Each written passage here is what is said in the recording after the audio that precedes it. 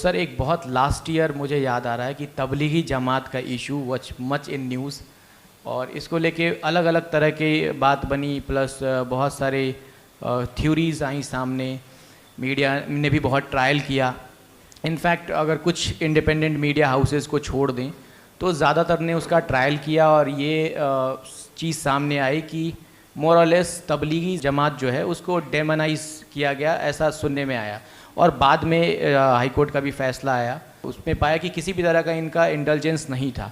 Sir मेरा सिर्फ आपसे यही कहना है कि क्या आपको इतने अब 1 साल तकरीबन गुजर गए हैं तो क्या लगता है कि चूँकि इस तरह के रिलीजियस कॉन्ग्रीगेशन है, तबलीगी जमात की तरफ से भी कहीं ना कहीं कम्युनिकेशन गैप रहा इस्टेब्लिश करने में?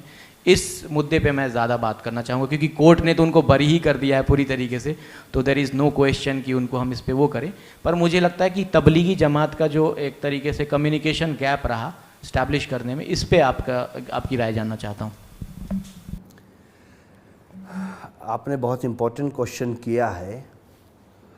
देखिए, तबलीगी जमात दुनिया की सबसे बड़ी धार्मिक जमात है। उसके लीडर हैं इस वक्त मौलाना साद साहब। मैं आपको एक एडवाइस करूंगा, आप वर्ल्ड मैप लेकर के अपने पास बैठें, आप आंख बंद करके जिस कंट्री पर भी उंगली रख देंगे आपको वहाँ पर मौलाना साद साहब के फॉलोवर मिलेंगे। आप कल्पना कर सकते हैं, वो इतना विशाल व्यक्तित्व है। मैं उनका स्पोक पर्सन नहीं हूँ, ना मैं उनका प्रवक्ता हूँ, लेकिन मैं एक इंसाफ की दृष्टि से आपको बता रहा हूँ। आप किसी भी देश के किसी भी पॉलिटिकल या रिलीजियस आदमी को उठा लीजिए, उनको सुनने के लिए 5 लाख लोग अगर आ गए तो बहुत है, लेकिन मौलाना साद साहब का जब इज्तिमा होता है तो उनको सुनने के लिए 20 से 25 लाख लोग आते हैं और बग़ैर किसी सरकारी मदद के ट्रेनें और बसेस फ्री नहीं होती हैं। मौलाना साद साहब दुनिया की सबसे बड़ी धार्मिक ऑर्गेनाइजेशन के इस वक्त के प्रमुख हैं, मुखिया हैं, और दुनिया में उनके फॉलोअर हैं।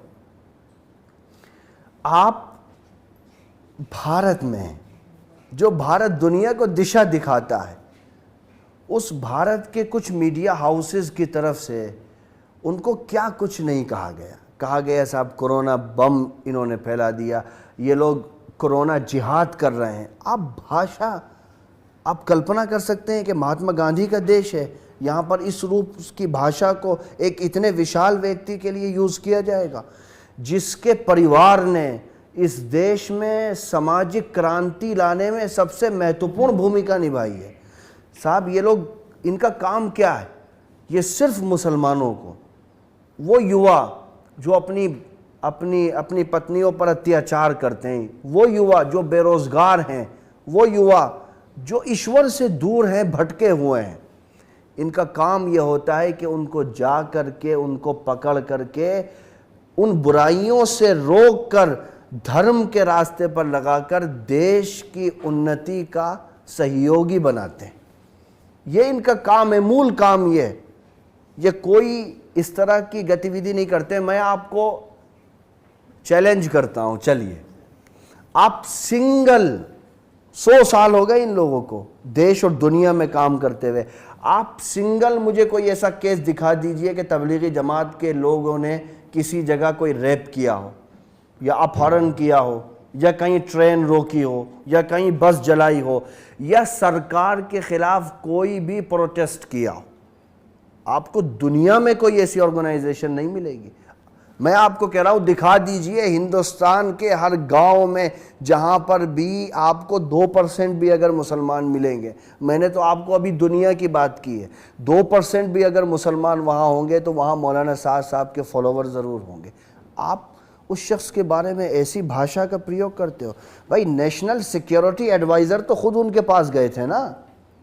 अगर वो कोरोना जिहाद कर रहे हैं तो national security adviser Ajit Doval ji वहां क्या कर रहे थे जाकर के?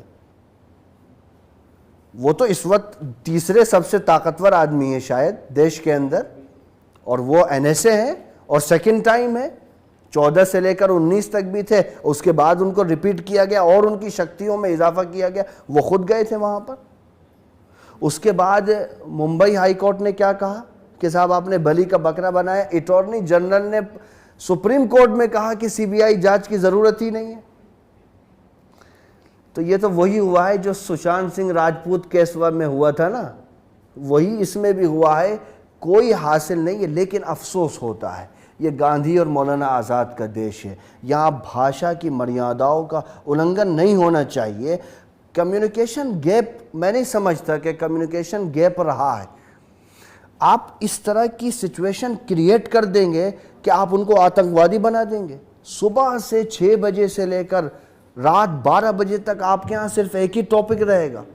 तो बस अफसोस होता है कि इस देश के अंदर ऐसा नहीं होना चाहिए था। अगर हो गया है तो कम से कम आगे ऐसा नहीं होना चाहिए। जो लोग इतने विशाल हैं और देश को, जिन्होंने वैचारिक क्रांति इस देश के अंदर जिस परिवार ने लाई है, कम से कम उसको अगर हम इज्जत नहीं दे सकते तो उसको बदनाम करने का भी हमें कोई अधिकार नहीं।